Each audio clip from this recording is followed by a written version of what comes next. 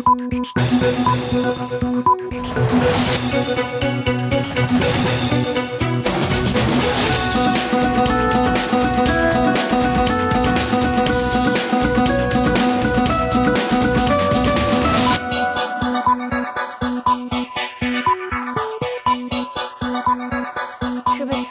স্বাগত। সন্ধ্যার মাঝখানে সংবাদে আপনাদের সঙ্গে আছেন ফারহানা পারভিন। শুরুতে জানিয়ে দিচ্ছি গাজন লাইভ ইন্স্যুরেন্স সংবাদ শিরোনাম। ডিম ব্যবসায়ী সমিতি এবং আড়তদারদের কারসাজিতে ডিমের বাজার অস্থির হয়ে উঠেছে বলে অভিযোগ উঠেছে। পোল্ট্রি অ্যাসোসিয়েশন বলছে, মাসের ব্যবধানে প্রতি ডিমে ৩ টাকা দাম বাড়িয়ে হাতিয়ে নেওয়া হয়েছে অন্তত ৩৬০ কোটি টাকা। সাথে বাচ্চা মুরগি এবং ফিডের বাজার থেকেও অন্তত ৫,০০০ কোটি টাকা তুলে নিয়েছে এই সিন্ডিকেট। অবশ্য তা অস্বীকার করেছে ব্যবসায়ী সমিতি। বঙ্গবাজারে অগ্নিকাণ্ডে ক্ষতিগ্রস্তদের সহযোগিতার প্রতিশ্রুতি দিয়েছেন প্রধানমন্ত্রী শেখ হাসিনা। আগুনে পুড়ে যাওয়া মার্কেটের জায়গায় আজ 10তলা বিপণী বিতান সহ 4টি প্রকল্পের ভিত্তি স্থাপন করেন তিনি। বক্তব্যে আরও বলেন, বিএনপি দেশকে সন্ত্রাস এবং অস্ত্র চোরাচালানির দেশে পরিণত করেছিল, আওয়ামী লীগ এসে তা বন্ধ করেছে। কলকাতায় নিহত এমপি আজিমের খণ্ডিত মরদেহ উদ্ধারে চলছে অভিযান। এই ঘটনায় সেখানে গ্রেফতার কসাই জিহাদকে নিয়ে স্থানীয় পুলিশ চষে বেড়াচ্ছে কলকাতার বিভিন্ন এলাকার জলাশয়। এদিকে ঢাকায় গ্রেফতার থাকা 3 জন জানিয়েছে, আনারকে হত্যা করতে আগেও 2 বার পরিকল্পনা হয়েছিল।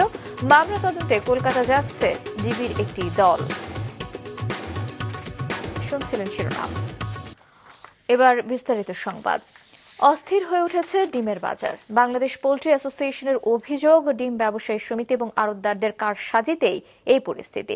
আরও জানাচ্ছেন তাবাসুম আহমেদ। বাংলাদেশে প্রতিদিন ডিমের চাহিদা প্রায় 4 কোটি। মাসখানেক আগেও প্রতিটির দাম ছিল গড়ে 10 টাকা, যা হয়েছে এখন 13 টাকা। এই হিসেবে ডিমের বাজার থেকে প্রতিদিন 12 কোটি টাকা অর্থাৎ 30 দিনে 360 কোটি টাকা অতিরিক্ত মুনাফা করা হয়েছে, এমন অভিযোগ বাংলাদেশ পোল্ট্রি অ্যাসোসিয়েশনের। প্রতিদিন 4 কোটি থেকে 4.5 কোটি ডিম উৎপাদন হয়। আমরা 4.5 কোটি ডিম যদি ধরি তাহলে 12 কোটি টাকা হয়। তার মানে গত 1 মাসে প্রায় 360 কোটি টাকা প্রান্তিক খামারিদের লস গুনতে হয়েছে। তার সাথে আছে তীব্র তাপদাহ। দাম নির্ধারণ করেন। সকালে ঢাকা রিপোর্টার্স ইউনিটিতে ডিম সিন্ডিকেট এবং কর্পোরেটের দৌরাত্ম্য বন্ধের দাবিতে সংবাদ সম্মেলন করে পোল্ট্রি অ্যাসোসিয়েশন। ডিমের বাজারে অস্থিরতার জন্য তেজগাঁও ডিম ব্যবসায়ী সমিতিকে দায়ী করছে তারা। কোল্ড স্টোরেজ থেকে প্রতিদিন 1 কোটি ডিম আসতেছে। এই ডিমটাই কিন্তু আসলে এই যে 3 টাকা করে বেশি নেওয়া হচ্ছে, এটাই কিন্তু আসলে সিন্ডিকেট। অতএব 1 কোটি ডিমে যে 3 কোটি টাকা হয়, গত 25 দিনে তারা কত কোটি টাকা হাতিয়ে নিয়েছে একবার দেখবেন। সর্বনিম্ন 60 কোটি টাকা হাতিয়ে নিয়েছেন শুধু ডিম ব্যবসায়ীরা। এদিকে এই সকল অভিযোগকে মিথ্যা বলে দাবি করেছে তেজগাঁও ডিম ব্যবসায়ী সমিতি। 1 তারিখ থেকে কথা আমাদের নামে ক্লেম করছে, এটা সম্পূর্ণ ভুল। তেজগাঁতে মাত্র 15 থেকে 16 লক্ষ ডিম বিক্রি করা হয়। 4 কোটির উপরে ডিম, 15-16 লাখ ডিমে কি 4 কোটি ডিমে নিয়ে করতে পারে? উনি তো কোনো পোল্ট্রি অ্যাসোসিয়েশন নেতাই না। ওনার পোল্ট্রি কোথায়? ওনার পোল্ট্রি তো নাই। বারবার বাড়ি তেজগাঁ নিয়ে ক্লেম করতেছে, উনি অযথা। উনি প্রমাণ দেখা কোথায়, তেজগাঁ সমস্যাটা কোথায়। পোল্ট্রি অ্যাসোসিয়েশনের আরও অভিযোগ, সিন্ডিকেট করে মুরগির বাচ্চা বিক্রিতে কর্পোরেট কোম্পানিগুলো 1 মাসে প্রায় 1300 কোটি টাকা হাতিয়ে নিয়েছে। পাশাপাশি পোল্ট্রি ফিডের বাজার থেকে তুলে নিয়েছে প্রায় 4000 কোটি টাকা। তাবাসুম আহমেদ, মাছরাঙা সংবাদ, ঢাকা। বঙ্গবাজারে অগ্নিকাণ্ডে ক্ষতিগ্রস্তদের মার্কেট করে দেওয়া হচ্ছে। ব্যবসা শুরুর জন্য আরও সহযোগিতার প্রতিশ্রুতি দিলেন প্রধানমন্ত্রী শেখ হাসিনা। সকালে ঢাকা দক্ষিণ সিটি কর্পোরেশনের 4টি প্রকল্পের ভিত্তিপ্রস্তর স্থাপন অনুষ্ঠানে কথা বলেন তিনি। আরও জানাচ্ছেন ইফতেশার নাসির মৌ। 2023 সালের 4 এপ্রিল বঙ্গবাজারে ঘটে ভয়াবহ অগ্নিকাণ্ড। ক্ষতিগ্রস্ত হন 2961 জন ব্যবসায়ী। এবার সেখানে হতে যাচ্ছে 10 তলা বিশিষ্ট বঙ্গবাজার নগর পাইকারি বিপণী বিতান, যেখানে পুনর্বাসন করা হবে ক্ষতিগ্রস্ত ব্যবসায়ীদের। এর পাশাপাশি ঢাকা দক্ষিণে নির্মাণ করা হবে রায়ের বাজার স্লুইস গেট থেকে লোহার ব্রিজ পর্যন্ত 5 কিলোমিটার 8 সারির সড়ক ও কামরাঙ্গীর চর থেকে পোস্তাগোলা পর্যন্ত ইনার সার্কুলার রিং রোড, যার নাম দেওয়া হয়েছে বীর মুক্তিযোদ্ধা শেখ ফজলুল হক মনি স্মরণী। এছাড়াও ধানমন্ডি লেকের পাড়ে স্থাপিত হবে নজরুল সরোবর। হাতে নেওয়া হয়েছে শহীদ হোসেন সোহরাওয়ার্দী শিশু পার্ক আধুনিকরণ প্রকল্প। বঙ্গবাজারে এই 4টি প্রকল্পের ভিত্তিপ্রস্তর স্থাপন করেন প্রধানমন্ত্রী শেখ হাসিনা। রোপণ করেন একটি নিম গাছের চারা। ঢাকার অভিভাবক হিসেবে তার কাছে ঢাকার চাবি হস্তান্তর করে ঢাকা দক্ষিণ সিটি কর্পোরেশন। নতুন প্রকল্পগুলো স্মার্ট বাংলাদেশ গড়তে বিশেষ ভূমিকা রাখবে বলেন মেয়র। আপনার দিক নির্দেশনায় উন্নত বাংলাদেশের উন্নত রাজধানী বুদ্ধিদীপ্ত স্মার্ট ঢাকা আমরা গড়ে তুলব। পুরনো ঢাকার সাথে নারীর টান আছে উল্লেখ করে এই জনপদের উন্নয়নে নানা পদক্ষেপ নেয়ার কথা জানান প্রধানমন্ত্রী। কিছুক্ষণ আগেই আপনারা জানেন যে মার্কেটটা উদ্বোধন করলাম। এটা হয়ে গেলে পরে সুষ্ঠুভাবে সুন্দরভাবে পরিবেশে আপনারা আপনাদের ব্যবসা চালাতে পারবেন, সেই ব্যবস্থাটা আমরা করেছি। আর মার্কেটে যারা ক্ষতিগ্রস্ত তাদেরকে আমরা ইতিমধ্যে, এখন তো আমি সরাসরি সব কিছু অনলাইনে পাঠিয়ে দিই বিকাশের মাধ্যমে এবং মোবাইল ফোনের মাধ্যমে তাদেরকে আর্থিক সহায়তা তখন আমরা দিয়েছি। নতুনভাবে আবার দোকান করতে গেলে আমি জানি হয়তো কিছু সহযোগিতা লাগতে পারে, সেখানেও কতটুকু কি করা যায় আমি সেটা দেখব। প্রধানমন্ত্রী আরও বলেন, বিএনপি দেশকে সন্ত্রাস, অস্ত্র চোরাচালানির দেশে পরিণত করেছিল। আওয়ামী লীগ সরকার এসে তা বন্ধ করে। এই দেশটা তো তারা কোথায় নিয়ে গিয়েছিল? সন্ত্রাস, জঙ্গিবাদ, অস্ত্র চোরা কারবারি। ওই তারেক জিয়া তো অস্ত্র চোরা কারবারি মামলায় সাজাপ্রাপ্ত আসামি। ওখানে বসে এখন নানাভাবে ওই অগ্নি সন্ত্রাস দিয়ে মানুষ মারা, মানুষ খুন করা, আগুন দিয়ে মানুষকে পোড়ানো, এইসব কাজ করে বেড়ায়। আওয়ামী লীগ সরকার এসে এই বাংলাদেশকে এই অস্ত্র চোরা কারবারির যে রুট সেটা আমরা বন্ধ করেছি। ওয়ার্ড কমিশনারদের উপর অর্পিত দায়িত্বকে সুষ্ঠুভাবে পালনের নির্দেশ দিয়ে পার্কগুলোকে দখলমুক্ত, সংস্কার ও পরিচ্ছন্ন রাখার নির্দেশ দেন প্রধানমন্ত্রী শেখ হাসিনা। ইবতিসাম নাসিম মৌ, মাছরাঙা সংবাদ, ঢাকা। সব ধর্মের মূল কথা মানব কল্যাণ, আর এজন্য সবাইকে কাজ করার আহ্বান জানিয়েছেন প্রধানমন্ত্রী শেখ হাসিনা। বুদ্ধ পূর্ণিমা উপলক্ষে দুপুরে বৌদ্ধ ধর্মাবলম্বীদের সঙ্গে শুভেচ্ছা বিনিময় করেন তিনি। এ সময় বৌদ্ধ সহ অন্য ধর্মানুসারীদের কল্যাণ এবং সুরক্ষায় সরকারের নানা পদক্ষেপের কথা তুলে ধরে প্রধানমন্ত্রী বলেন, ধর্মীয় সম্প্রীতি এবং অসাম্প্রদায়িক বাংলাদেশ নির্মাণে তারা সচেষ্ট। দেশের অগ্রযাত্রায় তার সরকারের অবদান নিয়েও কথা বলেন তিনি। যে সকল ধর্মের যে মূল কথা মানব ধর্ম, মানব কল্যাণ, যে কথা গৌতম বুদ্ধ বলে গেছেন, নিজের জীবনে সেই সুখ স্বাচ্ছন্দ্য সব বিসর্জন দিয়ে তিনি ত্যাগ করে মানব কল্যাণের কথা বলে গেছেন।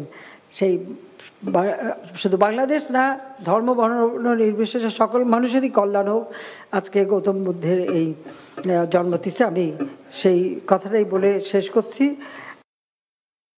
ঝিনাইদহ 4 আসনের সংসদ সদস্য আনোয়ারুল আজিম আনারকে হত্যা করতে আগেও 2 বার পরিকল্পনা করেছিল খুনি। গ্রেফতার আসামিরা রিমান্ডে গোয়েন্দার কাছে এমন চাঞ্চল্যকর তথ্য দিয়েছে। মাহমুদুল হাসানের রিপোর্টে দেখুন বিস্তারিত। ভারতে খুন হওয়া ঝিনাইদহ 4 আসনের সংসদ সদস্য আনোয়ারুল আজিম আনারের খণ্ডিত মরদেহ উদ্ধারে কলকাতার বিভিন্ন খালে তল্লাশি চালাচ্ছে সেখানকার পুলিশ। গ্রেফতার হওয়া কসাই জিহাদকে নিয়ে কলকাতার ভাঙড় এলাকার কৃষ্ণমাটি সহ আশপাশের এলাকা চষে ফেলেছে তারা। এদিকে এই হত্যাকাণ্ডের জড়িত 3 আসামিকে 8 দিনের রিমান্ডে নিয়েছে গোয়েন্দা পুলিশ। জিজ্ঞাসাবাদের প্রথম দিনে চাঞ্চল্যকর তথ্য দিয়েছে তারা। প্রথমে বাংলাদেশে হত্যা করার চিন্তা থাকলেও পরে মাস্টারমাইন্ড আখতারুজ্জামান শাহিন ভারতে হত্যার পরিকল্পনা করে ঢাকার গুলশানে বসে। তারা কিন্তু শুধুমাত্র 30 তারিখ গেল 10 তারিখের পরে এই প্ল্যান না, তাকে হত্যা করার জন্য কিন্তু পূর্বেও 2 বার প্ল্যান হয়েছে। নির্বাচনের আগে একবার প্ল্যান হয়েছে, তারা ব্যর্থ হয়েছে। তখন তাদের কথা ছিল বাংলাদেশই করবে। দ্বিতীয়বার তাদের প্ল্যান হয়েছে জানুয়ারি মাসের 17-18 তারিখে। সেই প্ল্যান তারা কিন্তু আমাদের আনার সাহেবও গিয়েছেন দেশে, ওই দেশে, এবং এই চক্রটা কিন্তু সেখানে গিয়েছেন। কিন্তু যেভাবেই হোক হোটেলে থেকে সেটা এই প্ল্যানটা বাস্তবায়ন হয় নাই। তৃতীয় ধাপে সেই প্ল্যানটা তাদের বাস্তবায়ন হয়েছে। ঠিক কি কারণে আনারকে হত্যা করা হয়েছে তা এখনো নিশ্চিত নয় গোয়েন্দারা। তবে তারা মনে করছেন পূর্ব শত্রুতা, এলাকার আধিপত্য এবং ব্যবসায়িক দ্বন্দ্বে খুন হয়েছেন তিনি। এসব বিষয় মাথায় রেখে তদন্ত চলছে বলে জানিয়েছেন কর্মকর্তারা। কথা ছিল তাকে প্রথম কিন্তু তারা হত্যাটা করবে না, প্রথম তাকে হানি টেপের মতোই তাকে ভয় দেখাবে, তাকে নোট ছবি, তার যে নোট ছবিটা তারা তুলে এই ছবিটা দিয়ে তাকে 2 দিন ব্ল্যাকমেল করবে। অর্থাৎ তার কাছ থেকে, তার ইন্ডিয়া যে বন্ধু বান্ধব তাদের কাছ থেকে অথবা বাংলাদেশ থেকে গন্ডির মাধ্যমে টাকাটা নিয়ে আসবে শাহীন। এই হত্যাকাণ্ডের তদন্তে ভারতীয় পুলিশের একটি দল গতকাল এসেছে ঢাকায়, জিজ্ঞাসাবাদ করছে রিমান্ডে থাকা আসামিদের। এছাড়াও শীঘ্রই ডিবি পুলিশের অতিরিক্ত কমিশনার হারুনুর রশিদের নেতৃত্বে গোয়েন্দাদের একটি দল ভারত যাবে। সেই প্ল্যান তারা। মাহমুদুল হাসান, মাছরাঙ্গা সংবাদ, ঢাকা।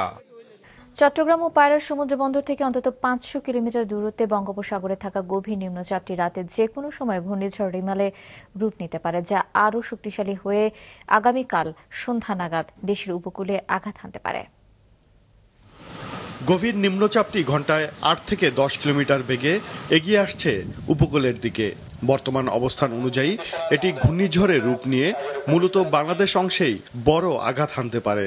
এর প্রভাবে দেশের বেশিরভাগ জায়গায় কাল ভারী বৃষ্টিপাতের আশঙ্কা রয়েছে। এর নাম হবে রিমাল এবং এখন পর্যন্ত যেটা রয়েছে গভীর নিম্নচাপ কেন্দ্রের 48 কিলোমিটারের মধ্যে বাতাসের সর্বোচ্চ একটানা গতিবেগ ঘন্টায় 50 কিলোমিটার, যা দমকা ও ঝোড়ো হওয়া আকারে 60 কিলোমিটার পর্যন্ত বৃদ্ধি পাচ্ছে এবং সেটা আগামীকালকে বিকালের পর থেকে এর অগ্রভাগ আমাদের উপকূলীয় এলাকায় কিন্তু এর প্রভাব পড়তে শুরু করবে। এদিকে সকালে সচিবালয়ে জরুরি সভা শেষে সংবাদ সম্মেলনে ত্রাণ ও দুর্যোগ ব্যবস্থাপনা প্রতিমন্ত্রী মুহিবুর রহমান জানান, ঘূর্ণিঝড়ে খুলনা, সাতক্ষীরা, পটুয়াখালী, চট্টগ্রাম ও কক্সবাজার সহ উপকূলবর্তী এলাকায় 7 থেকে 10 ফুট উচ্চতায় জলোচ্ছ্বাসের সম্ভাবনা রয়েছে। ভারী বৃষ্টিপাতে পাহাড়ি এলাকায় হতে পারে ভূমিধসও। কালকে ভোর থেকে এটা প্রাথমিক সম্ভাবনা শুরু হবে এবং কালকে সন্ধ্যা নাগাদ এটা আঘাত হানবে। এটা এইভাবে পূর্বাভাসে যেটা আমরা বুঝতে পেরেছি। রাত্রে 12টা 1টা নাগাদ এটা 10 নম্বর মহাবিপদে চলে যেতে পারে, এরকম একটা সম্ভাবনা আছে। ত্রাণ ও দুর্যোগ ব্যবস্থাপনা মন্ত্রণালয় জানিয়েছে, ঘূর্ণিঝড় পরবর্তী পরিস্থিতি মোকাবেলায় 80,000 স্বেচ্ছাসেবকের পাশাপাশি সংশ্লিষ্ট এলাকার খাদ্য গুদামগুলোতে পর্যাপ্ত খাদ্যপণ্য ও শুকনা খাবারও মজুত রাখা হয়েছে। ওবায়দুল কবির, মাছরাঙা সংবাদ, ঢাকা। নিম্নচাপের প্রভাবে ভ্যাপসা গরমের পর বিকেলে ভোলা, পটুয়াখালী এবং নোয়াখালীতে বৃষ্টি নেমেছে। দর্শক, কিছুক্ষণ আগে পটুয়াখালী থেকে চিন্ময় কর্মকার জানিয়েছেন সেখানকার আবহাওয়ার অবস্থা। বঙ্গোপসাগরে অবস্থানরত গভীর নিম্নচাপটির প্রভাবে পটুয়াখালীতে সারাদিন গুবট আবহাওয়া বিরাজ করলেও এখন কিন্তু শক্তির বৃষ্টি চলছে। সন্ধ্যা 6টা থেকে এই বৃষ্টিপাত শুরু হয়েছে, এখনো কিন্তু বৃষ্টিপাত চলমান আছে। সেই সঙ্গে বজ্রপাতও কিন্তু অব্যাহত রয়েছে। এই বৃষ্টির ফলে কিন্তু আসলে জনজীবনে অনেকটাই স্বস্তি নেমে এসেছে। আবহাওয়া বিভাগ আমাদেরকে যে বিষয়টি জানিয়েছে যে এই বৃষ্টি কিন্তু সারা রাত চলার সম্ভাবনা রয়েছে। উপকূলীয় এলাকায় ঘূর্ণিঝড়ের পূর্বাভাস থাকলেও খুলনা, ঢাকা এবং রাজশাহী সহ দেশের 8 বিভাগের ওপর দিয়ে আজ সারাদিন মৃদু থেকে তীব্র তাপপ্রবাহ বয়ে গিয়েছে। আজ দেশের সর্বোচ্চ তাপমাত্রা রেকর্ড করা হয়েছে চুয়াডাঙ্গায় 41.7 ডিগ্রি সেলসিয়াস। দেশের বেশিরভাগ জেলার সর্বোচ্চ তাপমাত্রা ছিল 40 ডিগ্রির কাছাকাছি। আবহাওয়া বিভাগ জানিয়েছে, বাতাসের জলীয় বাষ্পের আধিক্যের কারণে গরমও অনুভূত হয় বেশি। আজ জাতীয় কবি কাজী নজরুল ইসলামের 125তম জন্মবার্ষিকী। এ উপলক্ষে শ্রদ্ধা জানাতে কবির সমাধি প্রাঙ্গণে ভোর থেকে জড়ো হন নানা শ্রেণী পেশার মানুষ। শ্রদ্ধা জানান বিভিন্ন দল, প্রতিষ্ঠান এবং সংগঠনের নেতারা। কবি পরিবারের সদস্যরাও শ্রদ্ধা জানান। জন্মদিনে সরকারি ছুটি ঘোষণার আবেদন জানান তারা। আওয়ামী লীগের পক্ষ থেকে শ্রদ্ধা নিবেদন করেন দলটির সাধারণ সম্পাদক ওবায়দুল কাদের। বিএনপির পক্ষ থেকেও জানানো হয় শ্রদ্ধা। রাজনৈতিক ইস্যুতে দুপক্ষই দেয় পাল্টাপাল্টি বক্তব্য। বিএনপির পৃষ্ঠপোষকতা বাংলাদেশের কিছু সাম্প্রদায়িক অশুভ শক্তি, এরা তৎপর সাম্প্রদায়িকতার বীজ বৃক্ষকে সমূলে উৎপাদিত করে অসাম্প্রদায়িক বাংলাদেশ গড়ব। আজও আমরা গণতন্ত্র হারা, অধিকার হারা। প্রতিটি মুহূর্তে, প্রতিটি ক্ষণে নজরুলের কবিতা, গান, তার সমস্ত সাহিত্য সৃষ্টি আমাদেরকে উদ্বুদ্ধ করছে। আজকের বিদ্যমান এই যে রাজনৈতিক পরিস্থিতি, সেই পরিস্থিতিতে আমাদেরকে প্রতিবাদ করতে। ঢাকায় গত সন্ধ্যায় হয়ে গেল মেরিল প্রথম আলো পুরস্কারের 25তম আসর। রজত জয়ন্তীর এই বর্ণাঢ্য আয়োজন ছিল নানা চমকে ভরা। তাবাসসুম আহমেদ এবং নুরুন্নাহার উইলিকে সঙ্গে নিয়ে মমিতা জান্নাতের প্রতিবেদন। আলো পুরস্কার, মেরিল প্রথম আলো পুরস্কার। 500 টেলিভিশন নাটক, অসংখ্য চলচ্চিত্র ও মঞ্চনাটকের অভিনয় শিল্পী মাসুদ আলী খান হুইল চেয়ারে বসে মঞ্চে এসে জানালেন এখনো অনুভব করেন অভিনয়ের তুমুল ক্ষুধা। অভিনয়টা এমন একটা জিনিস, এক পর্যায়ে ভেতরে ঢুকে এটার বাড়িতে, তার বাড়ি থেকে অন্য জায়গায় যায় না। হাত ধরেন, একসাথেই থাকবো। মেরিল এবং প্রথম আলোর যুগলবন্দির 2.5 দশক দেশের টেলিভিশন, চলচ্চিত্র সহ শিল্পের সব শাখার অগ্রযাত্রায় সারথি হওয়ার প্রত্যয়ে 1999 সালে শুরু হয়েছিল এই যৌথ পথ চলা। রজত জয়ন্তীতে এসেও এদেশের বিনোদন জগতের কল্যাণ ও শিল্পীদের পাশে থাকার প্রত্যয় ব্যক্ত করলেন আয়োজকরা। আমরা 25 বছর ধরে অনুষ্ঠান করছি এবং প্রথম আলোর সঙ্গে একসাথে আছেন 25 বছর ধরে স্কয়ার টয়লেট্রিজ লিমিটেড এবং তার ব্যবস্থাপনা পরিচালক অঞ্জন চৌধুরী। এবং আমাদের অবশ্যই স্কয়ার টয়লেট্রিজের জন্য আমাদের বড় করে একটা হাততালি দিতে হবে সবার পক্ষ থেকে। আমি ধন্যবাদ জানাতে চাই প্রথম আলোকে, কারণ আজকে বা এই 25 বছর ধরে যে আমরা এই সন্ধ্যাটি আমরা উপভোগ করি, এটা কিন্তু সব কৃতিত্ব প্রথম আলোর পরিবারের সকল সদস্যদের জন্য। এটা কিন্তু নট জাস্ট একটা বছরে একটা দিন করলাম, এটা আমাদের একটা প্রচেষ্টা যে এই দিনটাতে আপনাদেরকে বিশেষভাবে সম্মানিত করা। কারণ আমরা খুব ভালো করেই জানি, আমরা যারা এন্টারটেনমেন্ট ইন্ডাস্ট্রিতে আছি, যে আপনি কতটা পরিশ্রম করেন, এবং আমরা শুধু টিভি বা সিনেমাতে গিয়ে আমরা যেদিকে আপনাদের বা গান শুনি, কিন্তু এর পিছনে কতটা অনুশীলন করতে হয়, কতটা কষ্ট করতে হয়, এই জিনিসগুলোকে আমরা অ্যাপ্রিসিয়েট করি। আমাদের এই আজকের এই সুন্দর আয়োজনটা আমরা করে থাকি প্রতি বছর। আপনাদেরকে অশেষ ধন্যবাদ ও কৃতজ্ঞতা। ফান দিয়ে কোনো কিছুর মান বিচার হয় না, একদম। কথার জাদুকর নন্দিত উপস্থাপক হানিফ সংকেত মানেই আলাদা মাত্রা। দীর্ঘ 2 দশক পর তারই পরিচালনা ও উপস্থাপনায় রজত জয়ন্তীর আসরটি রূপ পেয়েছিল সুরুচি আর ঐতিহ্য আধুনিকতার মেলবন্ধনে গড়া এক মনোমুগ্ধকর সাংস্কৃতিক আয়োজনের।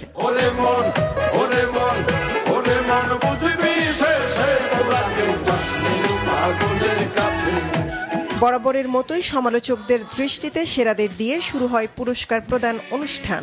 ওয়েব সিরিজের জন্য সেরা পরিচালক আশফাক নিপুণ, সেরা অভিনেত্রী আজমেরি হক বাঁধন ও সেরা অভিনেতা মোশাররফ করিম।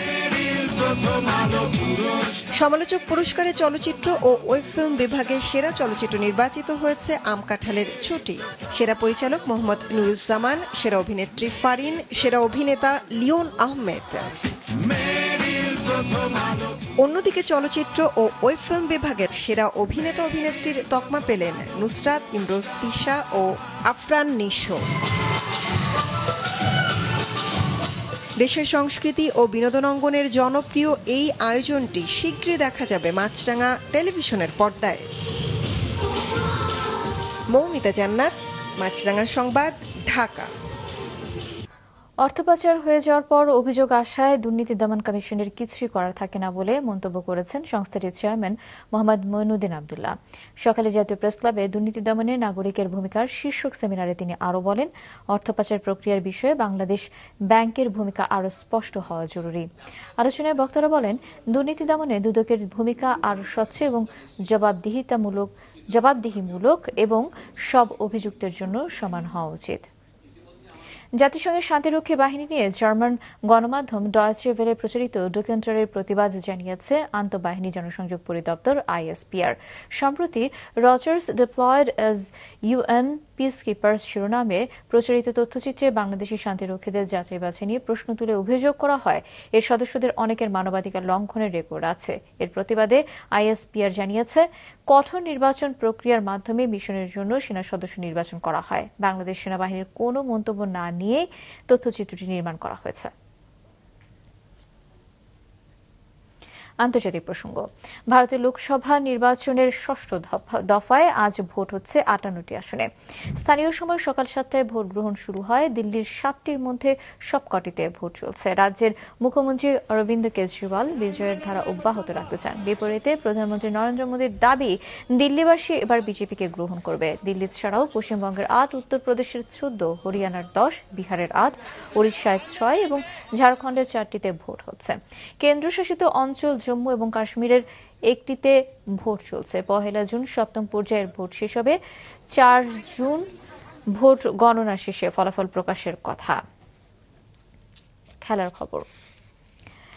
যুক্তরাষ্ট্র এবং বাংলাদেশের 3 ম্যাচ সিরিজের শেষ টি20 আজ শুরু হবে বাংলাদেশ সময় রাত 9টায়।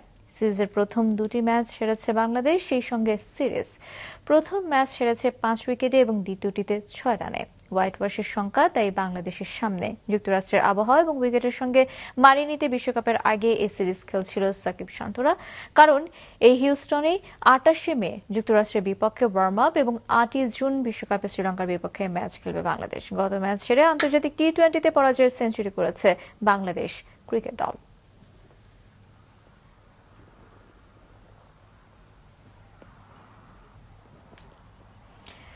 সন্ধ্যা সংবাদ শেষ করছি, তার আগে গার্ডিয়ান লাইফ ইন্স্যুরেন্স সংবাদ শিরোনামগুলো আরও একবার।